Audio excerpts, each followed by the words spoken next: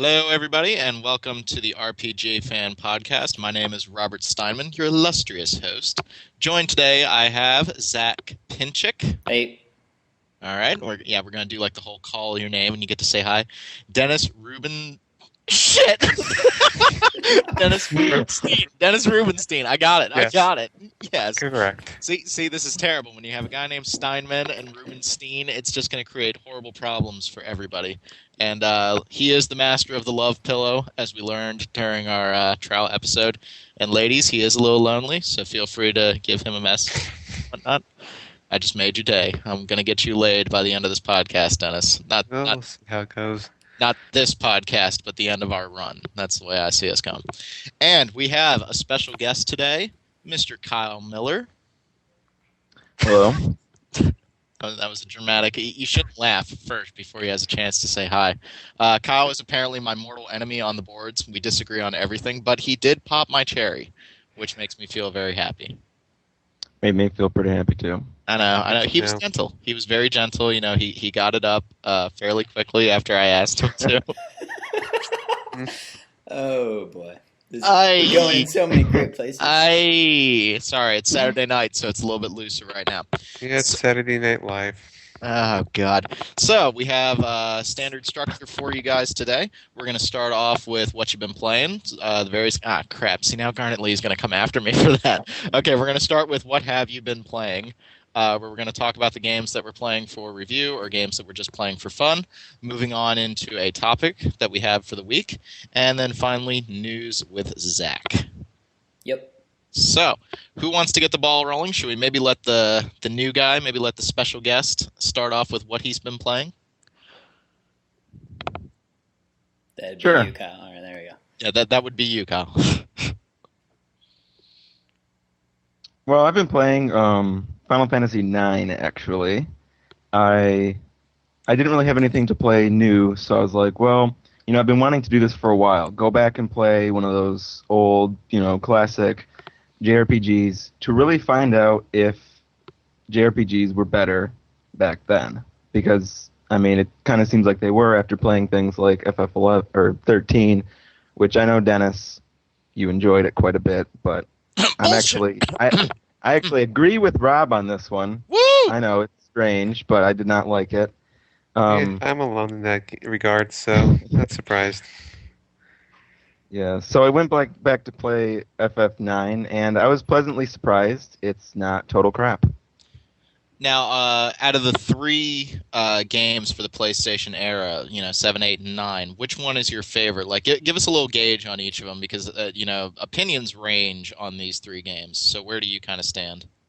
Right, well, when I first played them, I liked all of them. I liked 9 the most, and then 7, and then 8. Yeah, I would definitely say that 9 has aged the best. Now, that's not saying too much because it was the latest game, but even though 9, I think, completely falls apart at the end in terms of the story and plot structure, I do feel like that game has aged very well. Yeah, the only thing that I've really encountered being a problem is the battles are a little slow for today's standards, I think. Mhm. Which kind of bothers me, but it's still a really playable game and really enjoyable. Where do you stand with the characters? Do you like all the characters in the game? Do they stand out for you more than the other ones in the other PlayStation Final Fantasies? Like, what do you think about them? I think all 3 of the PlayStation Final Fantasies have probably similar characters, about the same quality. Mhm. Mhm. Although in FF9, they're arguably more likable. Yeah, I definitely thought that Zidane was a huge breath of fresh air compared to the, angsty qualities of Cloud and Squall, who just, I wanted to throttle them the whole way through those games. I really like Zidane. Yeah, I can see that. Yeah. And of course, Vivi. Oh, Vivi's the man. Like, anybody who doesn't like Vivi is just wrong. Like, he is a great character. He's kind of a heartwarming character. Is he 9 in the game, or is he 6? I forget how old he is. I know he's really I don't know. he's just a young character, and he's trying to find his place in the world. He knows that he's going to die. Spoilers, sorry. He's a great character. So, any other thoughts on Final Fantasy IX right now, or is that just like taking up your time and you're trying to enjoy it? Well, I have noticed one thing. Comparing FF13 and FF9 kind of show how the Final Fantasy series has gone downhill. Compare Tantalus from FF9, which is the group of theater thieves that Zidane is a part of, with Nora, which is similar in kind of, I guess, kind of the same kind of group. And of course, Nora is completely annoying from FF13. But just comparing those two groups, I just have to say that the Final Fantasy series has really gone to crap. I mean, you're not going to get much argument from me. I don't know where everybody else stands on that. I think 10 was the last good Final Fantasy. That's just what I'm saying. I would agree. It's the most recent one that I've played to completion. So, yeah. I still need my copy of 13. Well, now, Dennis, do you hate Final Fantasy IX since we all seem to like Final Fantasy IX? Well, the thing is, I liked what I played. I just kind of got lazy in the second half. I should replay it at some point. My favorite aspect of 9 was the Chocobo Hot and Cold music, that like Spanish beat that was in that. Oh God, I love that aspect, and the treasure maps, like getting these treasure maps and being able to go across the world. It actually gave you some overworld environmental interaction, which was very rare for a Final Fantasy game. And I really liked that. I got super into that more than any other minigame / side quest in a Final Fantasy. Oh, it's definitely the Yeah. best use of chocobos ever. Oh yeah. Until that Chocobo Hentai game comes out, but that probably leads us to what Dennis wants to talk about. Not hentai games, ladies and gentlemen. Just what have you been playing, Dennis? Well, RPG-wise, I've mainly been playing Shin Megami Tensei Strange Journey for fun. Ooh, Great, nice. great game. Goes back to the old school roots of the original Shin Megami Tensei games, which were first-person dungeon crawlers with a demon, conversations, and the moral choices and stuff. Whereas, as much as I like the spin-offs and all that, kind of just like to play the old school style stuff, and it's quite enjoyable. I really like the story. The demons are fun. It's challenging but not cheap, and there's a lot of exploration in every nook and cranny to explore. Now you're saying it's a straight dungeon crawler. So refresh my memory. You're basically in Antarctica, and there's like this giant like wormhole or something that leads into a demon realm, and you're part of a group that's investigating. Am I in the ballpark at least? Yeah, but they got marooned and trying to find their way to escape this place. But of Oh, okay. course, things are not easy, and things keep happening. And when things go smoothly, then something else happens. They don't ever catch a break. Now And go sorry. ahead. Go ahead. Well, And it's gotten to a point where the crewmen are kind of at each other's throats about it at times, at least some of the major characters, who are quite in disagreement with the philosophies and other stuff. They probably want each other dead. oh, interesting. I mean, I've only played the Persona series of Shin Megami Tensei games, so I'm kind of going back and replaying them. I don't own a DS right now, so I can't play Strange Journey. I hopefully will have a DS fairly soon.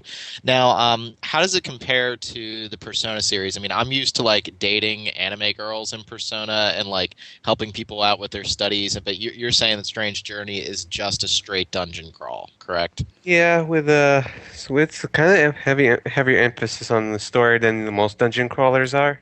And like I said, it goes back to its roots, whereas a lot of the original games, which were on the SNES, were of the same type, first-person dungeon crawlers, where you get to choose towards the end to be, light, law, chaos, or neutral to shape how the world is going to be.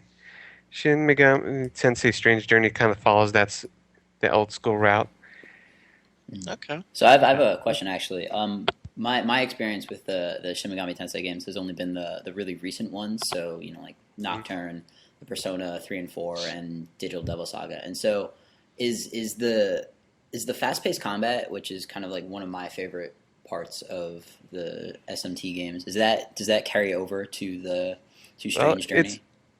it's very fast, and just so you know, you could compare it a lot closer to Nocturne than Digital Devil Saga or Persona games. Yeah, Just I've heard minus it. the Sorry, Yeah, just minus the first person, perspective on Nocturne. I've definitely kind of heard it compared as kind of the Shin Megami Tensei 4 Yeah. unofficially. Whereas Nocturne was technically three because they all follow that similar structure. Mm. Yeah, yeah. I need to bite the bullet and finally go pick up Nocturne. It's at my GameStop here in Columbia, South Carolina, and like I went in and I was gonna pick it up, but they wanted like $45 for it. I'm like, guys, this is like a 10-year-old game. Come on Well, now. it's not an easy find. That's the thing. Yeah, I know. I just need to. I think I need to bite the bullet and finally get it. My buddy got it, and he played the piss out of it years ago. So maybe I should finally do it. It's kind of minimalist story, but it's quite fun and it's really really hard compared to a lot of other RPGs. Yeah, yeah. I mean, I Just don't really go ahead, Kyle. just don't expect any dating, Rob. Unless Oh, you want to date a demon, Yes. Oh, maybe a Speaking Lilith of or that, something. fun fact. Yeah. Speaking of that, there is a side quest I'm doing on Strange Journey where this guy is in love with this demon, wants me to talk to said demon, only to, just tell the guy off, and it's just a series of strange side quests.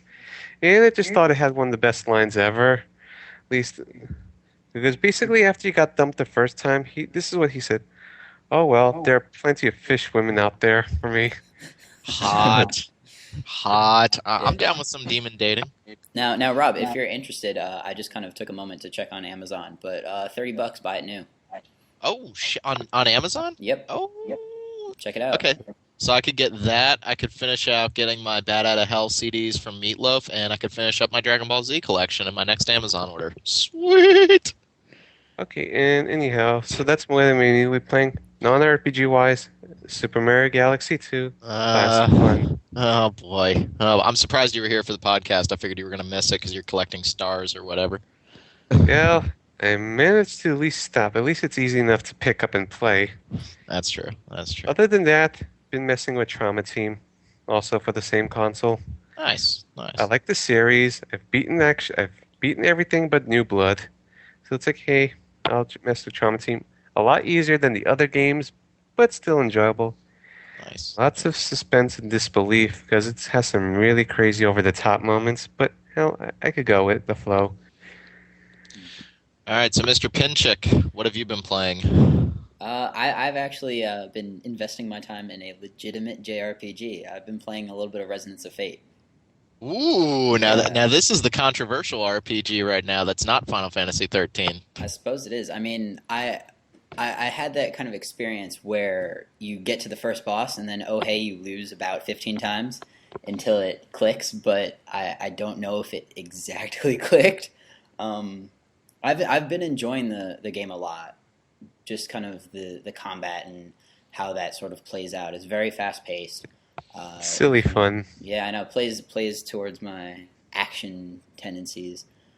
And the characters, the English voice acting is surprisingly pleasant. I was at first a little shocked to hear everyone's favorite Nolan North in in a JRPG, but Oh God, I hate that man. I hate him so much. I mean, you can hate him, but he does a damn good job of Nathan Drake. And granted, he does kind of play Nathan Drake in all of his roles, Resonance of Fate included. But it comes across perfectly better than the stuff that you're going to get from the kind of Nice America Exceed sort of translation. So I'm sorry, Nolan North is like scabies in a dorm. Like everybody gets it, and it's just horrible. Like it's just everywhere, and I can't stand him. But getting back to Resonance of Fate is. Tell me a little bit about the battle system because I've only seen videos of it and it just looks very bizarre to me. I have no idea what's happening. Can you give me a brief overview of how the battle system works? Brief overview. I don't know if that's apparently it's very similar to Valkyrie Profile to Silmeria, but Ugh. I haven't played that. So my kind of closest reference is You need an encyclopedia to understand the concept of the Resonance of Fate battle system. Okay, you guys aren't little bit winning me almost. over here. Yeah, you guys sorry. are not winning me over. If you enjoyed Valkyria Chronicles, which if I recall you didn't exactly. I liked it, but it just I don't know. It didn't click with me. I could appreciate it, but it didn't click. So imagine that battle system just minus say like 7 characters on the battlefield and It's very kind of unrelenting in its ability to kick your ass. But I Okay. mean, basically the kind of short overview is you have your three characters through the whole game. You know, it doesn't pull any Final Fantasy 13 crap where you have one, two, or maybe three at a time. But it's always, or actually, no, I'm mistaken. A little later, there's a couple of chapters with two characters. But you have your three characters. You can have them use either machine guns or pistols or grenades, and basically you don't do. There's two types of damage. There's the scratch damage, which is caused by machine guns, and that kind of takes away from the arm, like an armor gauge or someone's health by filling up the bar. Instead of with green health, you have blue scratch damage, and then pistols do direct damage, which if you haven't done any scratch damage will kind of plink away at the health bar of someone. But if you have done scratch damage, one shot from the pistol will take away all of that scratch damage plus a couple of points from direct damage. So it's really a balancing act of using your machine gun character or characters to scratch the either body parts or health of various enemies, and then using the pistol to kind of take away that scratch damage. And then there's also hero actions, which is the crazy gun fu sort of stuff that you see in the trailers. And there's Okay. if you get past that, there's a whole lot of stuff about how you can do like a triangle attack, which uses all three characters. If you set up the right amount of hero actions crossing each other's paths, it gets really convoluted. And there's a couple of things that I don't quite appreciate. As far as these things that you have called bezels, which you have to use to do hero actions, but if you use too many of them, then you get into this critical condition where you can barely do any damage and you basically lose the Might fight. as well be a game over. Yeah, basically. I mean, I've the couple hours that I've played, I've gotten through the prologue and the first chapter. I've been enjoying it, and I'm looking forward to kind of playing through the whole game because it seems like I'll be able to, at the very least, do it in kind of these bite-sized chapter portions. Yeah, I'm only up to chapter 5 myself. It doesn't really involve much from there, but just it gets harder, but still fun.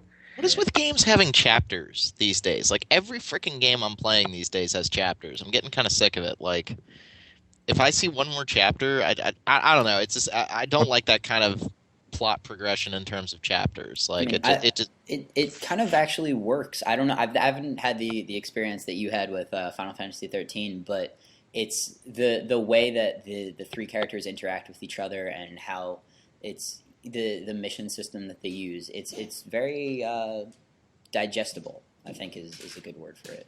So, I don't think I've ever heard a game described as digestible. It Like a sort of book, follows just a the game. episodic format, a mission of the week kind of thing, at least the first half. Okay, all right. Well, but yeah. So it kind of fits in that game style where it's like, okay, chapter 1 we got this one main mission, chapter 2 another main mission, and we'll just kind of learning things about it slowly as we progress. well, that sounds interesting. If that's it for you, I guess it's now my turn with what I have been playing. I spent the better part of the afternoon getting Dawn of War 2 working on my computer, and then the rest of the afternoon trying to convince everybody on the boards that Dawn of War 2 is an RPG.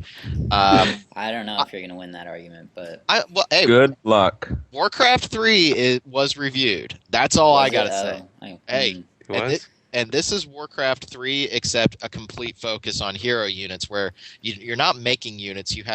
It's a real-time strategy game with units where you're picking their abilities and you're sending them to cover, very Company of Heroes-esque, but you're leveling them up. They're gaining abilities. You're outfitting them with equipment. I don't know. That sounds like an I RPG mean, to me. maybe the single player. You could perhaps win an argument there, but the multiplayer is almost straight Dawn of War 1 with a little bit more. Why I'm playing the single player. I mean, I only got to spend 10 minutes with it today because, on a side note, Games for Windows Live is probably the worst thing I've ever seen. Pretty much. It took 3 download updates for me to finally be able to sign in and save my game, and 3 computer restarts. Like, I seriously think that Games for Windows Live was just a design by Microsoft to make sure nobody would ever play PC games ever again. It's a complete train wreck. It's an abortion. No one should ever. Games for Windows Live, no. Never, never, never, never, never. I'm okay with Valve having a monopoly on PC gaming at this point. I'm okay. Antitrust laws be damned. They can have it. That's fine. Now, the other game, the main game that I was playing for the past week, so I could get my review up, and this is why I now feel like a games journalist, because I got my first piece of hate mail from my review of Final Fantasy VIII. Congratulations. Yeah, I know. Another cherry popped.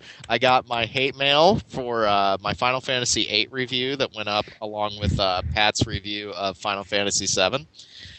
I think it's funny that I'm not going to call the guy out, and I'm not going to say what he said, because that's not fair. He's not here to defend himself. But I love how I gave the game an 80, which is a fully functioning, above average RPG. And again, it is a fully functioning RPG. There's nothing inherently wrong with the game. It's not broken. It's just not fun. And this gets back to what we talked about in the trial podcast about Final Fantasy 13.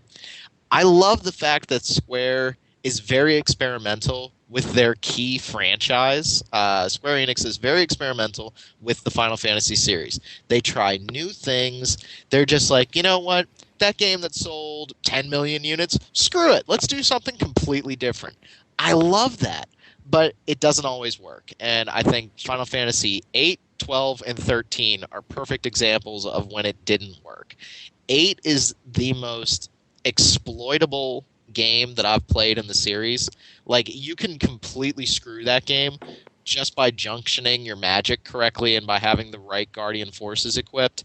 And it sucks all the fun out of it. And I didn't find the game hard at all. Just all the enemies just get more and more hit points as they level up with you. On a side note, any game where the enemies level up with you is stupid. And I will. Yeah, that's one of my pet peeves. Yeah, I totally agree. Except it didn't bother me in Fallout 3, but that's one of the things I despise about Oblivion. Now wait, in Fallout 3 they don't level up with you, do they? I don't think. Yeah, they do. They do.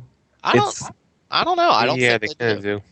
They do. It's subtler than it is in Oblivion, and it's not annoying. Okay. They really refined it. Yeah, I mean, Okay. by the end of the game, you're so powerful that it really doesn't matter that they level with you, but it is the case of it. Okay. Exactly. Well, I was under the impression that they didn't. Well, that shows how much I know. But Final Fantasy VIII, like, the enemies just level up and they get more and more hit points, but they can't come close to killing you. And this is something that Kyle mentioned. Final Fantasy VII, it's not a perfect RPG, but one thing about that game that kills all the other Final Fantasies on the PlayStation 1, those battles are quick. They are quick and fast. The animations are very fast, and the battle's done and over with quickly. Yeah, straightforward, no BS. Yeah, and see, Final Fantasy VIII is so slow. Like, the ready animations before the characters attack, the way you're constantly drawing magic, if you decide to start summoning, that game is slow. You are in battles way too long, and I just got fed up with it. I never wanted to be in a fight in that game, because then it doesn't matter if you are. If you level up, the enemies level up with you, so it's better to just stock up on magic and be super powerful before you do anything. I don't know. Final Fantasy VIII, it was a noble experiment. Everything with Laguna in that game is wonderful. I love him as a character, and the tone of the game really shifts whenever Laguna and his crew, whenever you take control of those guys, the tone really shifts back to like the NES, Super NES style gameplay where it's a little bit more carefree, and you get away from like the angsty crew of people that you can't stand. So That's the only thing I liked about Laguna stuff. yeah, Laguna was great, and when they first announced that game, they said that there were going to be two main characters. Now, maybe that was a mistranslation or whatever, but I was expecting to be playing as Laguna for half of that game. And instead, you only get the little snippets. And those are the best parts of the game. That was the only thing that was keeping me going the first time that I played it. And that was the only thing that kept me going the second time. So, I don't know. Final Fantasy VIII, I don't understand the resurgence of love for it. It seems like everybody kind of hated it when it first came out, and now there's been like this outpouring of love for the game. Like, oh my god, it's the best PlayStation RPG, and I'm just like, no, it really isn't. Like, I don't know, guys. I guess it's funny. This is gonna be the one time I'm gonna agree with you. Awesome. Yes. Agree with me, Dennis. Feel free. The one time. Feel free to agree with me, Dennis. I'm just going to sit back and enjoy it. It's like, yeah, whenever if I don't like something, then that's saying something. Otherwise, I'm pretty easygoing and just tolerate anything, almost anything. Yeah. With Go ahead. Go ahead. with aid, it just clicked me all the wrong places. Yeah. It didn't tickle your love pillow. No, it didn't. That's a shame. I mean, Riddle At was least kind of cute. At least with, like I said, 13, a lot of flaws, but simple, straightforward, no BS. It's fast paced. At least it's a lot more accessible to me. Yeah. The other thing about 8 that I really had a hard time with, that game does not tell you where to go very often. Like, there were times where I was completely lost, and there was one area I could go to, but the pre-rendered backgrounds, like, it didn't make it apparent where you could go. And I remember in 7, you had the ability to turn on an icon to show the exit areas on a map. And I never really had to use it that often, but it was helpful in certain areas. But Final Fantasy VIII desperately needed that. And one of the first towns, it took me 2 hours to figure out where I was going because I kept going down the wrong alley. And I was like, oh, this alley over here. Oh, that's great. Awesome. Thank you so much. So I'm sure people will call me an idiot for that. But and that really, when I saw that and when I was playing Final Fantasy VIII, part of me was sitting there going, you know what? Maybe getting rid of towns in Final Fantasy 13 not such a bad idea. Maybe it wasn't a bad thing. It was. Okay, all right. Well, he got me there with his witty retort. I have nothing to say to that. So are we done bashing Final Fantasy VIII? Because I could basically go all day on that, and I would love to get more hate mail. Honestly, that made my day this morning. I was sitting there with my cup of coffee, and I was like, "Oh my god, somebody hates me!" I guess that's the thing. I've been doing this for a little over 3 years and still no hate mail. That's It's like the hate messages and stuff stems from elsewhere, but I don't want to do shameless plugins here.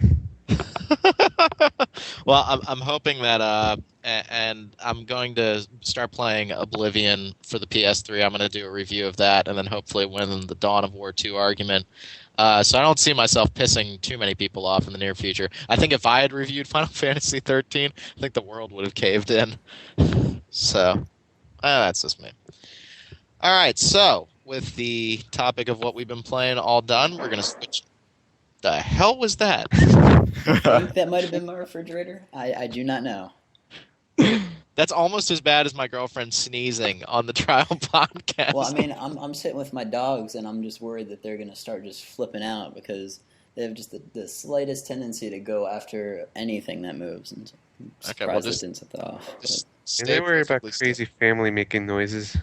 Oh, boy. So, we have a topic of discussion this week. I was sitting there and I was playing Red Dead Redemption while I should have been playing RPGs. And, I would never argue that Red Dead Redemption is an RPG. I don't consider it to be.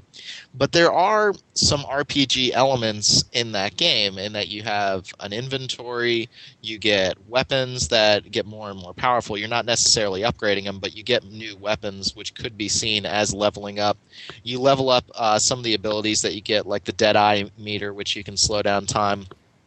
And it incorporates also the mission structure of Oblivion or Fallout in a lot of ways, where some of the missions aren't as rigid. You get a quest or a mission, whatever you want to call it, and then you can complete it whenever you want to. And so it got me thinking about RPG elements in other genres. And I think the first example that I really remember for me was back when Castlevania Symphony of the Night came out. And that came out, like a month after Final Fantasy VII. And I played the piss out of that game. And I loved the RPG elements. I loved being able to level up Alucard and get him stronger and outfit him with equipment. And so we see RPG elements popping up in more and more games. Do we think it's a good thing? Do we think maybe it dilutes what an RPG actually is? What's your thought process on it, guys? I personally think it's kind of a good thing. At least it just feels like you could do more things to it. It feels like there's a better sense of progression than just point A to point B and leave things static. I'm definitely in the same boat. I really kind of enjoy anything that allows me to aimlessly grind away at whatever extra goals they might put in my path. And so, I mean, As far as Borderlands go, for example, I know Rob, you're not a huge fan, but the kind of loot collecting and leveling up that you get to do over the course of that game, it gave me that extra push to keep going. Whereas, a normal, it's very run of the mill first person shooter otherwise, but especially, I mean, if you take the co-op, kind of influence from Diablo into account. Or rather, I mean, it's basically Diablo with guns, but yeah, it's that it gave me that extra drive to keep playing when I really should have been playing something else. But now, let me get my opinion of Borderlands out real quick. Borderlands, I should have loved it. Again, I'm a huge Diablo slut. I should have loved Borderlands. My problem with Borderlands was that it was two main issues. One, the RPG elements were basically coming in the form of enemies having hit points, and me sitting there and holding down the left mouse click and just watching their red meter slowly disappear and hit points jumping off them. So as an RPG, the RPG-ness of the game really wasn't there, and I felt like the shooting mechanics weren't there. Whereas in Mass Effect, again, a game I don't really like, I am the resident hater, Mass Effect, at least the RPG elements, like the conversation system, I can definitely get behind that. But Borderlands, like, it was just sitting there holding the trigger over the enemy until it died, and that's the worst part of Diablo. That's the part of Diablo that sucks, when you're sitting there doing almost no damage to the enemy and you're just whacking away at them for 10 minutes until they die. The other problem with Borderlands was that each one of the classes had a special skill. But that was it. Everything else, all the leveling up was done behind the scenes. You were getting pluses to damage, or you were getting pluses to your shields, but you weren't getting skills. Now, that's the best part of Diablo. The best part of Diablo is getting these skills that you can just screw everything up and just paste monsters left and right. Like, my necromancers out there, corpse explosion. We all know it. We all love it. That is the best skill ever. And the skill use in Borderlands, there really isn't any. Like, you have like the one skill where you can start punching stuff with the big heavy bruiser character, or the soldier class gets to drop a turret. But the lack of skill use, I think, also took away from the RPG-ness. So that's an example of I wanted more skills. Now, it's hard. How do you go about putting them in there? But I wanted to see more skill use in the game and less of a focus just on holding down the trigger until the enemy died. I mean, Yeah, sorry, go for it, Kyle. And then there's the problem that it has no soul. That would be the other issue. Elaborate, sir. Elaborate. Well, I mean, this isn't a podcast about Borderlands. You can read my review, honestly, but I don't know. It's such the world and everything. It's so thin, and it doesn't have anything to it. There's no love and heart in that game. Except in the art style. I do love the art style. But that was like a substitution for soul in a lot of ways. Right. Mm-hmm. Yeah, it is pretty, but that's it. Yeah. Scratch the surface. I will say that I did enjoy the game, although it may not be the best sort of example of RPG elements coming in. I think while you may dislike Mass Effect, that is also that's probably the best combination, especially in 2. I mean, some people will argue that the balance was thrown off more towards the shooting end of the spectrum, but Mass Effect 2 definitely incorporated did the RPG element sort of thing without being kind of diving too much into the deep end of RPG-ness. And I mean, there's something to be kind of asked whether, adding RPG elements to a game, I mean, even in Call of Duty, you have the multiplayer level, like ranking up system and unlocks and all of that, that it's becoming more popular, but you kind of have to ask the question, does that addition, like, first of all, what does it say about RPGs? Is it, does it say that you can take away those individual elements and kind of apply them to another genre, and like that other genres might be better for it? So does that mean RPGs are better? Does that mean that RPGs kind of have that one thing going for them? I don't know. I mean, there's a lot to kind of touch on here. Mm-hmm. I think leveling up could make almost any game better. I love leveling up.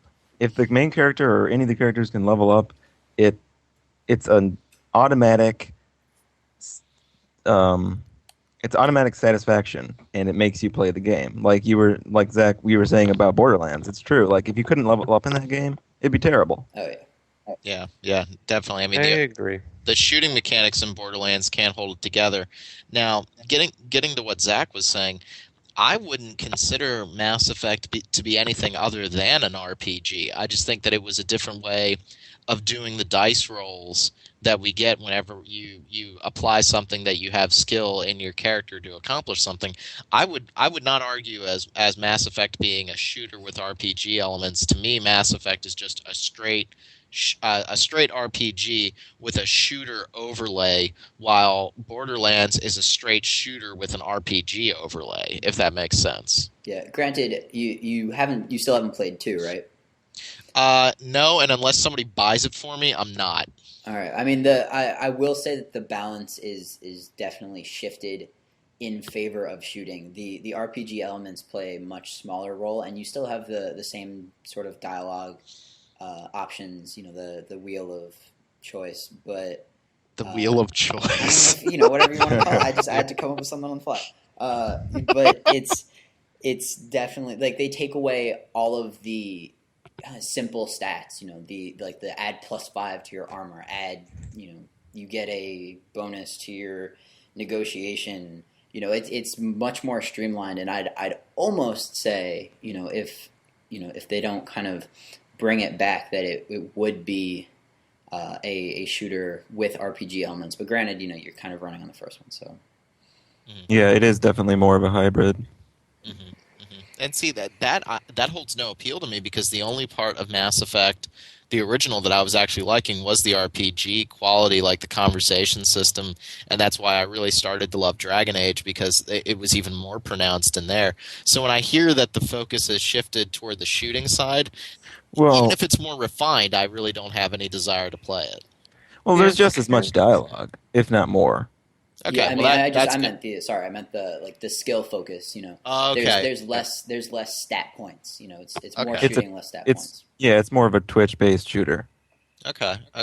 Now, there was another example that I wanted to bring up, which was Grand Theft Auto San Andreas, which really was an RPG. I mean, you could level up the main character in that game in every aspect, from driving to shooting. You could make him fat, you could make him skinny, you had to take him to work out. It was kind of like a Sims type quality mixed in with RPG elements.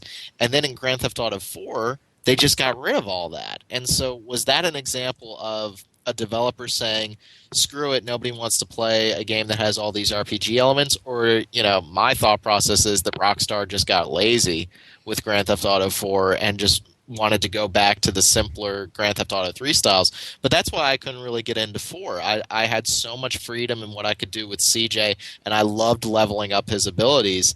And then Grand Theft Auto 4, it just felt like a huge step back from San Andreas. And yet that's the game that's been getting tens for a while. It's like, what? I mean, it was getting tens when the PC re-release came out. There was a little bit more backlash, towards everything seemed that shiny coat of paint had kind of dimmed a little. Yeah, I thought that taking away all the ancillary crap that you could do in Grand Theft Auto San Andreas and in Vice City, and all the leveling up that you could do, like you could go on certain missions to make your health meter bigger, for example, or to make it so that you got more armor. And then with Grand Theft Auto 4, they got rid of all that. And I do think the shiny coat of paint thing... awkward? Yeah, It's I not my live in an refrigerator. apartment building. There were just some motorcycles in the streets. No control of that. Okay, all right. I thought they were coming to get you or something. I don't know. But and then with Red Dead, I feel like they haven't gone all the way back to putting RPG elements, but they are starting to put more back in. And I really like the quest structure in Red Dead, and being able to start a mission for a stranger and then go off and do it at your leisure. And that was one of the things I loved about Oblivion and Fallout, were the facts that there were no time limits. You could just do it whenever the hell you felt like it. Just one thing I want to quickly mention about San Andreas, at least my take on it. Sure. Basically, yeah, I like the game quite a lot, and it did drive me further to, at least build up CJ and stuff like that. There's just one thing I personally don't like about the game. The maps areas were a little too big for their own good, in my opinion. Oh Just yeah, oh yeah, makes the missions a lot more tedious. I mean, definitely, definitely. And something that I feel like that's something they tried to refine with GTA 4, but they also went in a very different direction. They tried to go the more serious route, and in doing so, took out a lot of that character customization, which yep, I kind yep. of enjoyed. Yeah, and then the fast travel system in Red Dead, even though it's not as elegant as Fallout or Oblivion, I mean that's just ripped straight from a Bethesda game where you can quick travel somewhere, so you don't have to sit there and ride all the way. Like, I'm not saying that quick travel is an RPG element, but we're starting to see some of the things that Bethesda really developed with their games. I mean, I've fast traveled everywhere in Oblivion. Like, I did not find Oblivion's world to be interesting. I found the quests to be interesting. But Some Fallout, of them. yeah, some of them, no, definitely. Brotherhood missions and thief missions, awesome. Everything else, Yeah. kind of Yeah. boring and repetitive. I can agree with Yeah. that. But Fallout, like I used to just pick a direction on like a Saturday morning when I woke up, and I would just say, "I'm gonna walk there." I have no idea what's going to happen to me. I'm just going to walk. I hardly ever fast traveled in Fallout 3. I was just so into that world. Mm-hmm. And again, like Oblivion, the conversation earlier about Kyle and I disagreeing on a lot of things. One of the things was Oblivion. I don't think Oblivion is a great game. I think it's a very, very good game, especially for almost being a launch title for the 360. I thought Oblivion, like, that was next gen. That was taking the open world game and putting an RPG around it. No, hardly any of us had seen anything like that, especially if you hadn't been playing Western RPGs like I hadn't. That was my first Western RPG, not first Western. And it was just amazing to have this huge open world and all these different things to do. And, hopefully Obsidian can keep it going with Fallout New Vegas. Mm. So, Yeah, I'm excited. But I've just thought of another example. Crackdown, yeah, the first good Crackdown. example. That was Good a example. really really kind of that. I mean, that really was the only thing driving me to play through that game was the character advancement. And granted, shooting people after you advance your agility or whatever. That's all in good fun. But those orbs. Oh my god. Yeah, and Oh god. I was looking at my collection of games, and starting back with like Devil May Cry, we're starting to get more and more level up systems in games where you have currency or you have experience that you use to upgrade your weapons, to upgrade the abilities that you have. And even though those don't make those games like Devil May Cry or God of War or Bayonetta RPGs, there are RPG elements in there. Like, again, it gets back to Kyle's point about leveling up. If you're leveling up something, if you're getting stronger in any way, that's just a carrot on a stick for a player, and we're going to keep driving for it. We love to grind. Yeah, I mean, now I have a thing though. We've been discussing kind of all of these different aspects of RPGs that have been brought in. Like whether it's the battle system, or like character development, or having making choices in the dialogue or in the story. At what point do we kind of say, "Hey, this isn't an RPG anymore," or "Hey, this is not an action game anymore"?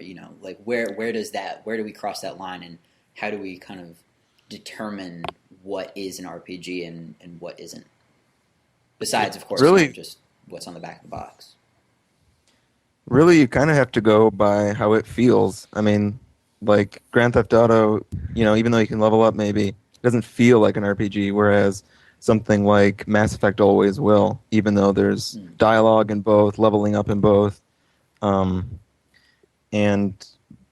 the other thing is you can look at if you're actually playing a role, which is where role playing comes from, believe it or not.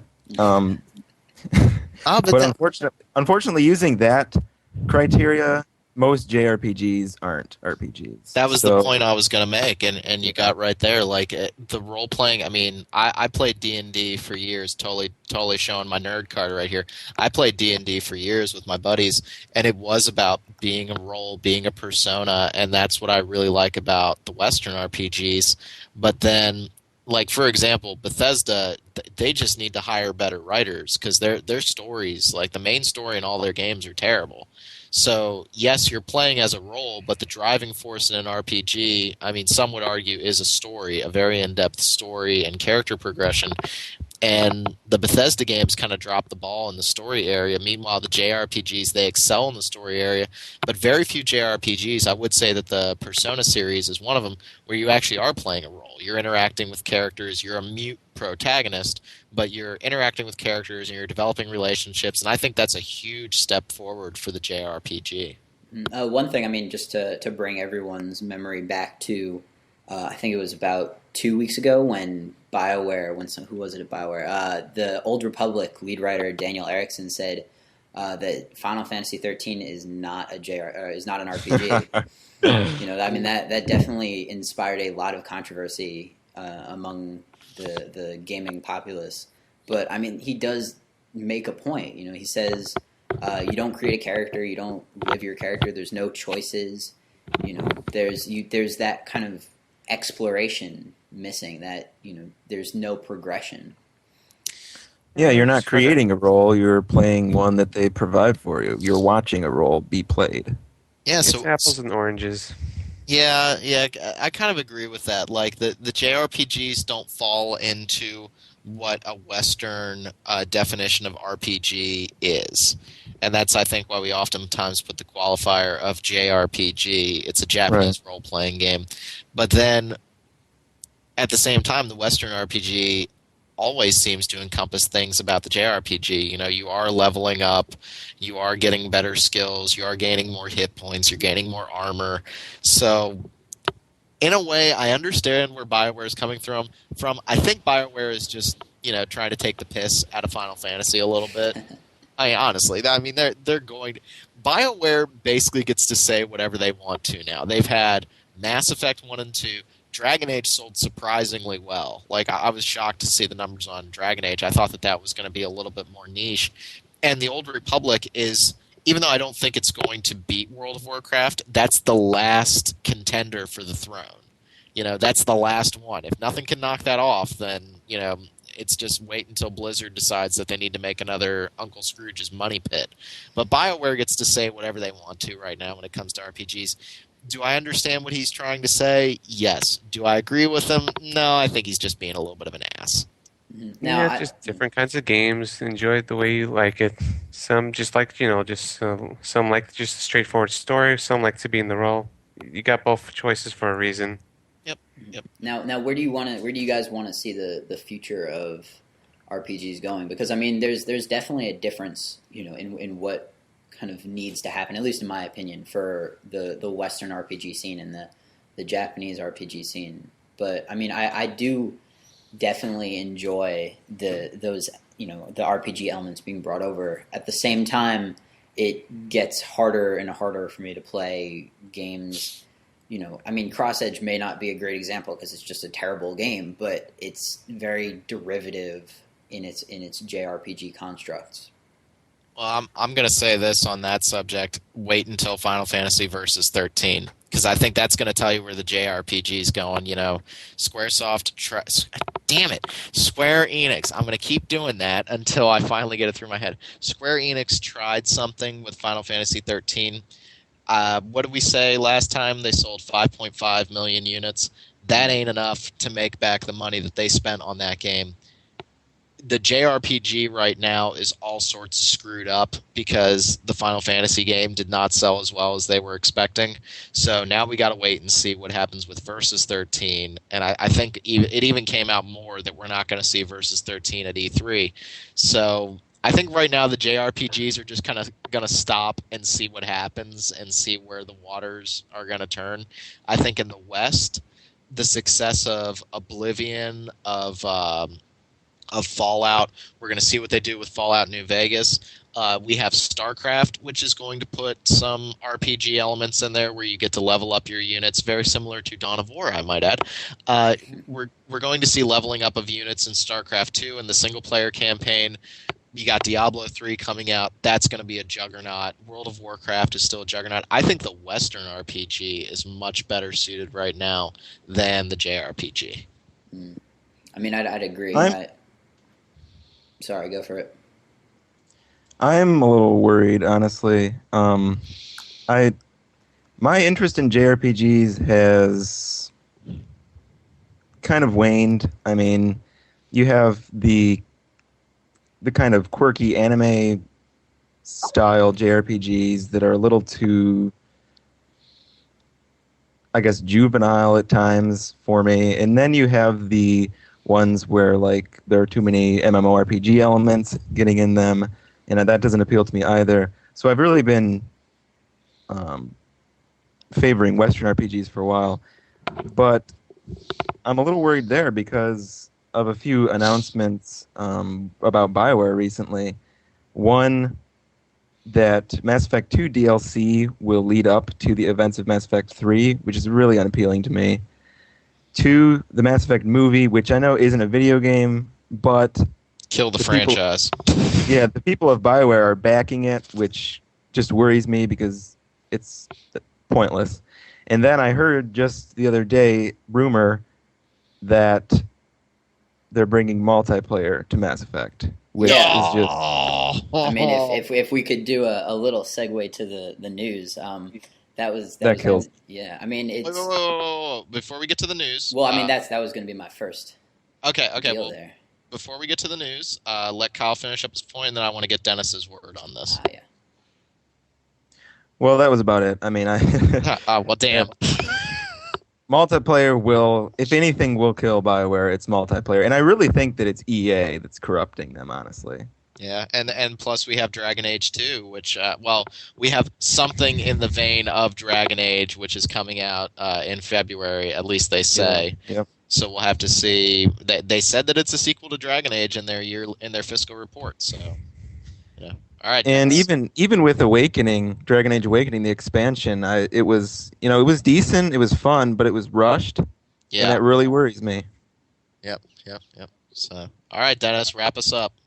There isn't really much for me to say. I still enjoy JRPGs, even if this generation it's just all sorts of. Well, I could just deal with all its faults, and of course, even I could tell Western RPGs are clearly the stronger, much more polished. But it's just personal appeal. What enjoys, what things you enjoy more, things like that. At least you got a choice. Mhm. Whatever is your cup of tea. Which is not Mine Final happen, Go ahead. which mine happens to be the straightforward linearity. Story net stuff, even if it's juvenile, angsty, things like that. Whereas I'm not much into open world sandbox, open your own world character and stuff. No? Just not my kind of appeal. Different strokes for different folks. That's my Gary Coleman reference for the day. Also, Dennis Hopper died today, and I just wanted to give a shout out to the Easy Rider. And rest in peace, Gary. Yep. We're gonna miss Gary, and we're gonna miss Dennis. All right, Zach, give us the news. We're coming up on 7 minutes before an hour, and everybody told me that we need to shorten this bitch up. So, All right. Well, I Have guess at it. jumping back to what Kyle said, there was a recent job posting at BioWare Montreal for a multiplayer programmer, and they kind of slipped up. They said in parentheses the Mass Effect franchise. So it's Jesus. looking pretty much like we're going to get some sort of multiplayer in the next Mass Effect, or perhaps they might be doing an Assassin's Creed Brotherhood sort of thing where it's a spin-off and you have something else. That better be it. Yeah. Does anybody want this? Does anybody want multiplayer in their Mass Effect? Not No. in my main game, definitely not. One thing I will say, not in kind of in defense, is that if you look back to Baldur's Gate 2 and kind of some of those older games, it's certainly not, Mass Effect is a different beast entirely, but a lot of the fun, so I hear of those games was being able to play through in cooperative over LAN. And so I mean, I kind of missed that coming into Dragon Age. I would have really liked to see something to that extent for the modern era, and I'm interested to see what BioWare does with the Old Republic in that vein. But yeah. So I mean, take it as you will. It's still they definitely kind of slipped up, and since have I think removed the Mass Effect franchise excerpt from the job Yeah, they removed the Mass Effect franchise bit from the job posting, but I have a feeling that we will be seeing a little bit more of that later this year. Not at E3. There's no Mass Effect 3 related stuff there, but you know. It's all going to hell. Me, I don't care either way. Yeah, I don't give a crap. They can piss all. I don't screw with Dragon Age because I do like Dragon Age, but Mass Effect multiplayer. The only thing I could think is maybe a multiplayer component, like a co-op component. That might be okay, but even that, like, I don't know. No, because then skills are going to be like, oh, this is good only during co-op. Mm-hmm. Yeah. And So- then you also lose the character interaction, with your party members. I mean, it wasn't huge during the missions, but unless you kind of go the Gears of War approach where story means jack shit, you're out of luck there. Gears of War has a great story. I can't even say that with a straight face, honestly. I can't. So. Yeah, I guess in the name of keeping this thing shorter than an hour, I'm going to do some quick hits. Pokemon Black and White, Spring 2011, thoughts? Yawn. Ooh. How did I realize that Dennis was going to love Pokemon? I should have seen that one coming. Yes, I like my Pokemans, and I'm 23. Do you play eugenics with your... Me too, Dennis. Do you guys do the whole eugenics thing with your Pokemon, like trying to breed the ultimate Pokemon race, like the master race? Actually, That's no. cruel. The only thing I do the best is just give them good moveset. I don't Shit. do stat manipulation or anything like that. There go the dogs. Yeah, sorry. Pokemon! Oh, please. We almost got through. Without the dogs flipping out. Well, dang. No, I mean, Pokemon's going to sell like gangbusters. Nintendo continues to rule the world when it comes to the DS and Wii. I mean, they're going to keep making those things. No, it's cool. They're going to keep making Pokemon until, I don't know, until it's no longer lucrative, but I don't see that happening anytime soon. So, yay, Nintendo. Keep on making money. Next on the list, Rune Factory 3, Fall 2010. I like the series. I don't even know what the hell that is, guys. It's the Harvest Moon sort of spin-off. Oh, the gardening simulator. Oh, that yay. Boy, awesome. Moving With on. killing stuff. Wait. Final Fantasy IV Heroes of Light, October 5th. Whoa. You can kill stuff? Yeah, oh yeah. Yes, in Rune Factory. Ooh. There's a little bit of dungeon crawling in there. Yeah, I reviewed the first two for RPG Fan. They were enjoyable, mostly. A little boring, I guess, at times, like most Harvest Moon games. But, I don't know, enjoyable. I don't think I would ever play a third one. I like the Wii one, the Rune Factory Frontier, which is sort of a remake of the first game, a lot more than the DS ones. Oh, okay. Just feels like there's more to it, even if it's kind of simple. But yeah, sorry. So jumping back, Final Fantasy IV Heroes of Light, October 5th. Is that the DS game? That is the DS game. Okay, Yes. that interests me. Yeah, it looks a little bit like what they were going to do with Dragon Quest IX originally. I'm not exactly sure, but it's a little bit more character customization, action-oriented combat. Screw it. Everybody flips out about Dragon Quest IX changing. We'll just put it to the Final Fantasy series because that changes every other game. Okay, that's awesome. Yeah, keep the tradition of Dragon Quest and change it up with Final Fantasy. All right, Lufia, Curse of the Sinistrals, sometime this fall. It's a remake of number 2 with more action-oriented combat. Dumb. Yawn. Yawn. Give me Phantasy Star, you bastards. Now. I like Lufia, but remakes, come on. Yeah, Nobody has anything original anymore in anything. No original movies. It's a disaster. Yeah. The remakes thing, I think, especially with games, is kind of annoying because our medium is only 30 years old if we go all the way back, getting up to 40 years old if we go back to like the 70s, and we're already remaking games. Like, what was the Resident Evil remake? It hadn't even been 10 years since the original Resident Evil. Like, is that necessary? I think it's okay to re-release the games with an update, like, maybe update the graphics a little bit, but a straight-up remake, I don't know. And then I guess another remake, Fire Emblem, Mystery of the Emblem, because that's a Which great. is Well, a see, remake that's of- yeah, that's okay though, since We didn't get that originally, did This we? is true. Over here? No, I don't think so. It was straight to Japan, I believe. Yeah, so that's okay. I appreciate that. Which installment is this remaking? This is Mystery of the Emblem. I'm not sure of the Japanese title off the top of my head, but it's supposedly a sequel to the recent Shadow Dragon. Uh, Yeah, well, I mean, what was the first Fire Emblem game that we got? I can't remember. 7 technically. Okay. 7? Jesus. Yes, we skipped the first 6 and we got 7 after. Oh, God. Fire Emblem, I mean, I'm a big fan of like Final Fantasy Tactics, and I do like my turn-based strategy games, so I don't know. I'd maybe give it a shot. I don't have a Wii or a DS right now, so.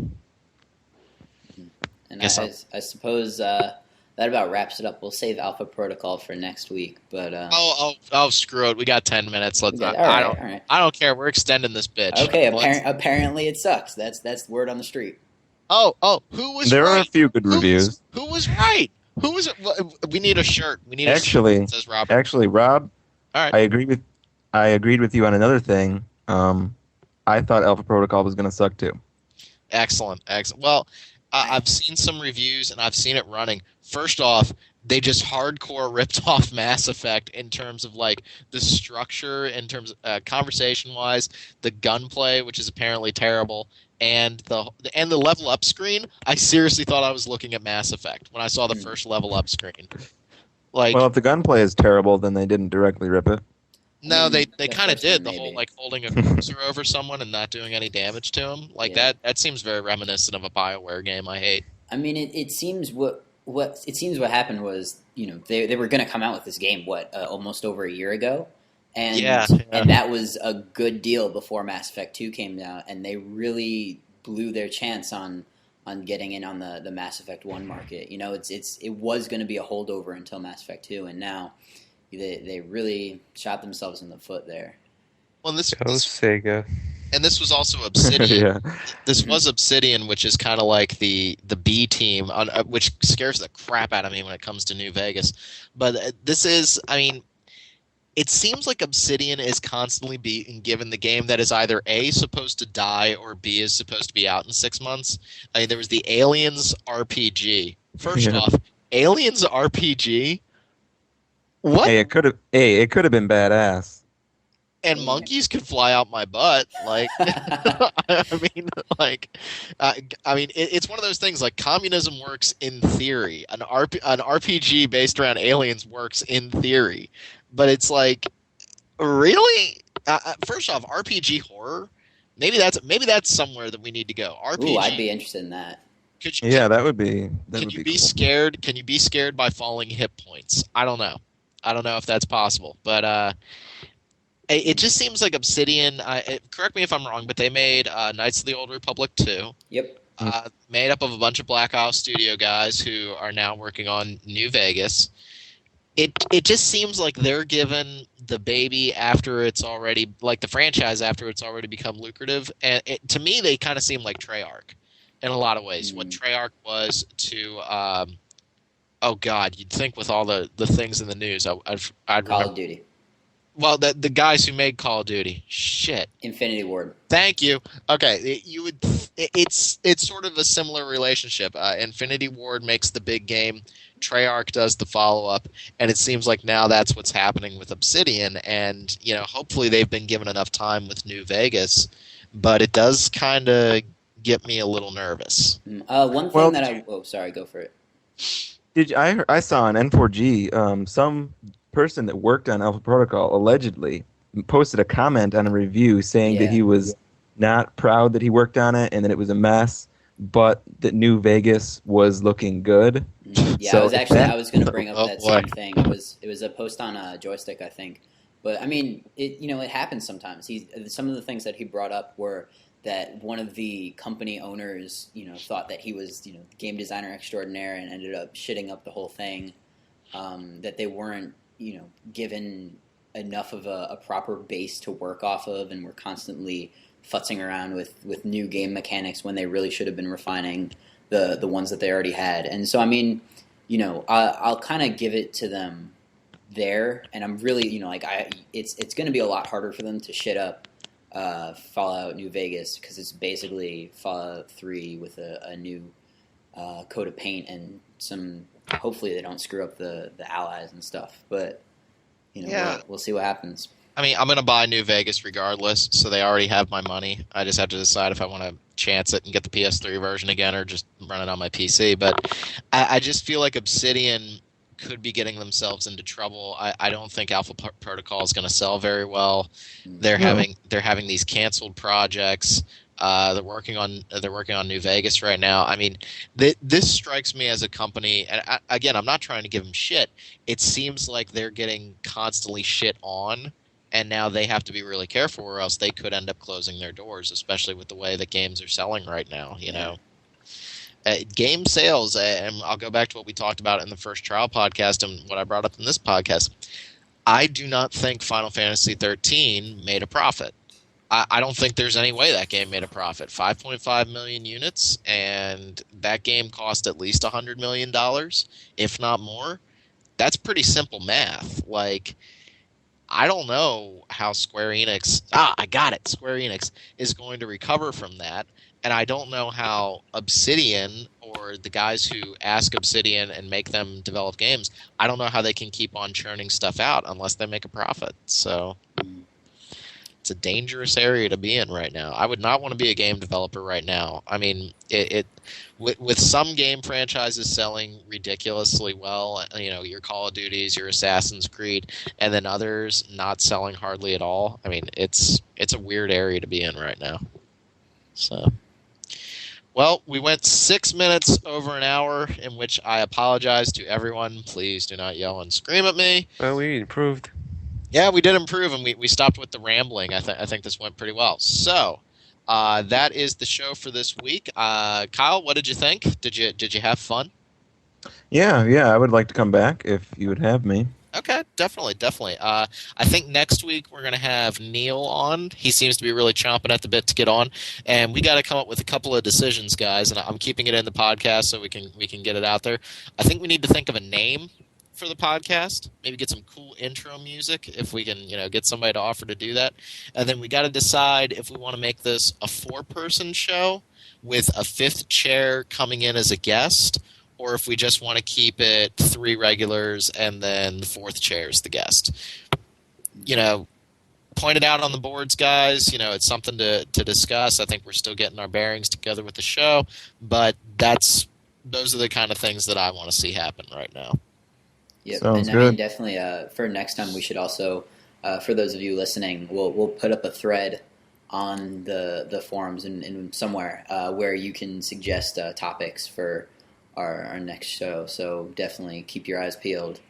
Yep, and bring the hate for me because I just love it. I eat it. It's like children's tears. It keeps me going. So We know you like your attention. oh, I do. I really, really do. And the Final Fantasy VIII review was just glorious. So for Kyle, for Zach, and for Dennis, I'm Rob, and we will talk to you guys later.